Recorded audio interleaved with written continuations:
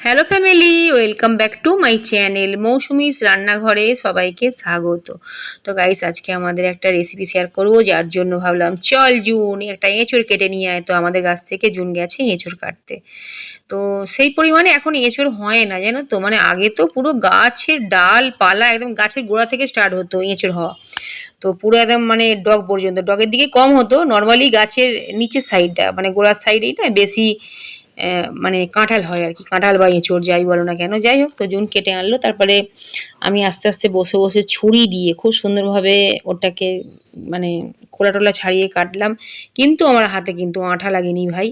তো ওটার জন্যে আমি কিন্তু আমার চ্যানেলে টিপস লিখে দিয়েছি, কখনো হয়তো ভিডিওতে বলেও দিই। আজকে যেহেতু খুব ছোট্ট একটা মানে রেসিপি শেয়ার করছি, সেই হিসেবে তো ব্লগটাও ছোট, তো বেশি কিছু আজকে বলবো না, সরাসরি রান্নার ব্যাপারে তোমাদের আজকে বলবো, ঠিক আছে।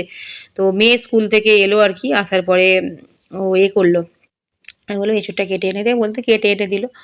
তারপরে আমি ভালো করে ওটাকে কাটলাম। তারপরে এখন আমাদের রান্না হচ্ছে, অন্যভাবে একটু রান্না করবো গাইস। নর্মালি কি হয়, আমরা সবজি মানে সরি এঁচোড় আলু ভালো করে আমরা তো করে নিই, মানে ভেজে টেজে এঁচোড়টা একটু সেদ্ধ করে নিই, কোনো সময় সেদ্ধ করে তারপর সব ভেজে ভালো করে একদম মাংসের মতো করে রান্না করি, তাই তো। তো কষে টষে আর কি মশলা। তো আজকে সবটাই করব, এটাও এক ধরনের মাংস রান্নাই বলতে পারো, ঠিক আছে। এটা হচ্ছে নিরামিষ মাংস রান্না হচ্ছে আজকে।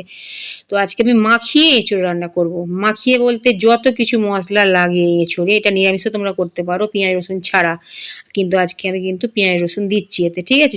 চিংড়ি টিংড়ি দেবো না।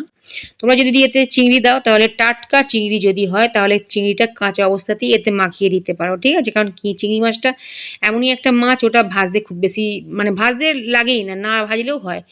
কিন্তু যদি তোমরা ওটা একটু দু একদিন মানে বাসি চিংড়ি ইউজ করো, তাহলে সেই ক্ষেত্রে চিংড়ি মাছটা কিন্তু তোমাদেরকে আলাদা কড়াই আগে ভেজে নেবে, তারপর ওটা লাস্টের দিকে দিও, ঠিক আছে। এখন আমি এতে পেঁয়াজ কুচোনো, টমেটো কুচি, তারপরে নুন, চিনি, হলুদ, লঙ্কা গুঁড়ো, জিরে গুঁড়ো, ধনে গুঁড়ো, আদা রসুন সামান্য পরিমাণ বাটা দিয়েছি, ঠিক আছে। তো সব দিয়ে নুন, সর্ষের তেল, ঠিক আছে, সব দিয়ে মোটামুটি যা যা রান্নায় লাগে, ঠিক আছে। তো আজকে তো আমরা নিরামিষ চিকেন বানাচ্ছি, তো সেই হিসাবে নিরামিষ চিকেন বলো নিরামিষ মাটন বলো যাই বলো না কেন, তো খুব ভালো করে এটাকে মাখিয়ে নিতে হবে। তোমরা চাইলে এটাকে হাতে করেও মাখাতে পারো, ঠিক আছে। তো আমি আজকে খুন্তি দিয়ে মাখাচ্ছি। ভালো করে মাখিয়ে নিয়ে কিচ্ছু ঝামেলা নেই, গ্যাসটা চালু করো টুক করে করে, বাস একটা ঢাকনা লাগিয়ে গ্যাসটা স্লো করে প্রথম থেকেই স্লো রেখে দাও, ঠিক আছে। প্রথম থেকে স্লো রাখলে কি হবে তোমাদের বলে দিই, যেটা হচ্ছে যে আস্তে আস্তে ওটা সেদ্ধও হবে, আস্তে আস্তে ওটা কষা হবে, খালি মাঝখানে গিয়ে তোমরা মানে নাড়িয়ে দেবে মাঝে মাঝে খুলে, ঠিক আছে।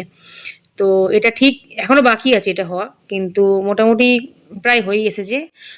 তো জল দিইনি, এ থেকেই জল বেরিয়েছে, এতেই কষা হয়েছে আর এতেই সেদ্ধ হয়েছে খুব সুন্দরভাবে। এটা রেডি হয়ে গেছে, তবে দু একটা এঁচড়ে এতে গালিয়ে দিলেই খাওয়ার জন্য রেডি।